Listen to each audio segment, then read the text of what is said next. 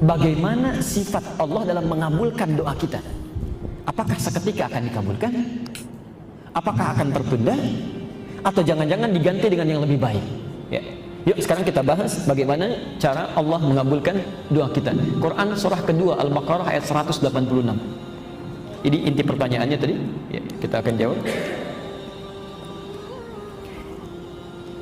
Jadi pertanyaannya, bagaimana supaya kita bersabar saat doa kita mulai dipanjatkan atau menunggu jawaban dari doa. Lihat poinnya, lihat poinnya. Wa idza sa'alaka 'ibadi 'anni fa inni qarib. Al-Baqarah Quran surah kedua ayat 186. Ayat 186. Wa idza sa'alaka 'ibadi 'anni fa inni qarib. Ya. Muhammad, jika ada hambaku mencari-cari aku, bertanya kepadamu. Jadi ada orang mencari-cari Allah. Maaf, saya tanya ibu, bapak, kalau ada orang mencari-cari Allah, umumnya itu apa kebutuhannya? Biasanya punya masalah. Ya, punya masalah. Baru cari Allah. Dia mau berdoa, minta. Perhatikan, ini bagus sekali dalam bahasa psikologi. Fa inni qarib. Katakan kepadanya, tidak usah lelah mencari. Aku sangat dekat. Sangat dekat. Ibu bayangkan begini ya, misal ustadznya terlambat, ada pengajian, ibu tanya, bu, mana ustadznya? Aduh, saya belum tahu nih, belum ada info. Dengan yang kedua, ustadznya menyampaikan sudah dekat. Ya. Mana yang memberi harapan? Kalimat pertama atau yang kedua? Dan cenderung memberi ketenangan ya. Kata Allah, saya tidak perlu dicari, saya sangat dekat. Asal kamu mau mendekat, saya dekat. Yang paling menarik, lihat, setelah dekat dengan Allah baru dijawab, ujibu da'watad da'i idza da'an. Ya. Biasanya kalau sudah dekat dengan Allah kan minta ya, berdoa. Nah, kata Quran, sifat doa itu kalau dipanjatkan seharusnya akan dijawab. Akan dijawab. Mustahil ada doa yang tidak dijawab. Setiap doa itu pasti dijawab. Ya, pasti dijawab. Ya. Yang tidak dijawab itu cuma salah satunya tadi ya, ada sesuatu yang haram pada dirinya yang menjadikan doa terhambat ya. Jadi sifat doa kata Quran itu kapanpun akan dijawab. Bahasanya menggunakan ujib, fi'il mudhari pakai hamzah ya. Kalau kalimatnya fi'il mudhari dalam bahasa Inggris itu setidaknya punya 3 makna ya. Present, continuous, atau future. Kalau tidak sekarang dijawab, nanti dijawab, atau di masa yang akan datang pun akan diberikan. Sekarang perhatikan, cara Allah menjawab ini ternyata nanti ada 3 cara. 3 cara. Bisa present, saat dia meminta, seketika diberikan. Ibu minta, ya Allah, anak saya mau ujian, mohon luluskan ya Allah, seketika diberikan. Baik. 2, pelan-pelan. Dan kita berakhir di sini ya, mohon maaf, karena kami harus ada di tempat lain harus mengisi. Kata Quran, Allah akan memberikan jawaban doa saat kita sanggup untuk menerimanya ya. Yang pertama langsung diberikan, yang kedua ditunda sampai kita sanggup menerima apa yang kita mohonkan ya. Saya berikan ilustrasinya begini, ibu punya anak SD, masih baru masuk SD kelas 1. Lihat teman-teman di sekitar yang sudah senior dibandingkan anak ibu itu sudah punya motor. Lantas anak ibu meminta anak bapak supaya bisa dibelikan motor. Anda punya kemampuan, dibelikan tidak? Ya. Umumnya tidak. Umumnya tidak. Akan ditunda itu sampai dia sanggup untuk bisa menaikinya. Siap. Nah, ada sifat doa begitu. Kadang-kadang saat dimintakan menurut Allah, kamu jangan dulu. Ya Allah, saya butuh kendaraan ya Allah, supaya dengan kendaraan itu hamba bisa lebih mudah mengikuti taklim, salat berjamaah. Kata Allah, jangan dulu sekarang, karena iman kamu belum kuat, masih naik turun. Nanti begitu punya kendaraan mulai muncul ria, amal kamu bisa habis. Ya. Wah, kalau dulu kan tinggal jalan, begitu punya motor, dan ya, baru berangkat masjid diputar-putar komplek tetangga itu ya. Nggak tahu tetangganya sedang ke Bandung itu, pahalanya habis. 3, Allah akan mengganti, ini poin pentingnya, mengganti apa yang diinginkan dengan apa yang dibutuhkan. Allah mengganti apa yang diinginkan dengan apa yang dibutuhkan. Kadang-kadang keinginan kita itu beda dengan kebutuhan kita. Karena itu saat kita meminta sesuatu, ini seringkali tidak sadar bahwa sebetulnya yang dimintakan itu sudah dikabulkan, cuma kita tidak sadar. Lebih baik sesuai dengan kemaslahatan hidup kita. Ingat, pengabulan doa itu bersanding dengan kebutuhan, bukan keinginan.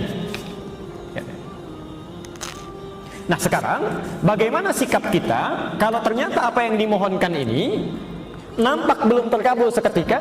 Sama seperti Nabi meminta dikabulkan 3 tahun kemudian, Nabi Ayub 20 tahun kemudian, Nabi Zakaria puluhan tahun kemudian. Karena menurut Allah Nabi saja belum siap sekarang, nanti ada tahapan-tahapan. Ya, barangkali kamu belum banyak berdoa, sekarang kamu banyak berdoa, pahala datang. Ya, dengan banyak berdoa tahajudnya jadi lebih rajin. Ya, bukankah kalau sudah punya masalah tahajudnya jadi rajin?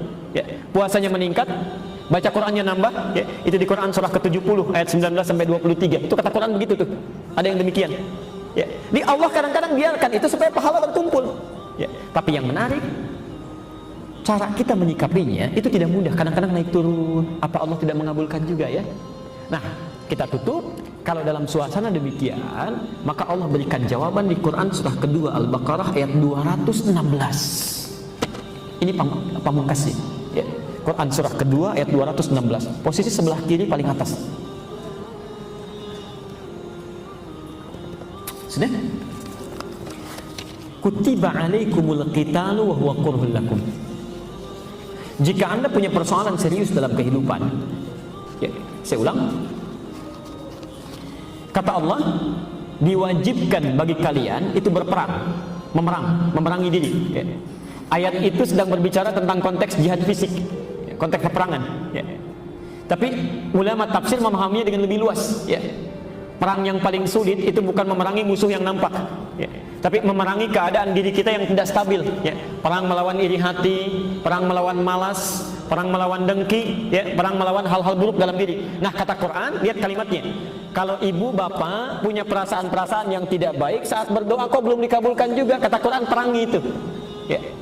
Wa huwa kurhul lakum, walaupun saat memerangi perasaan itu barangkali tidak menyenangkan itu, gak enak. Lihat logikanya. Asa an takrahu syai'an fa huwa khairul lakum. Asa an takrahu syai'an fa huwa khairul lakum. Boleh jadi di balik yang tidak disukai itu ada hal-hal yang terbaik yang Allah siapkan untuk Anda. Kita harap-harap ingin dikabulkan segera, kata Allah jangan.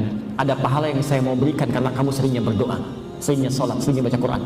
Wa asa an tuhibbu syai'an fa huwa syarrul lakum. Tapi di balik yang kamu harap-harap cepat itu barangkali ada keburukan yang nanti bisa didapatkan.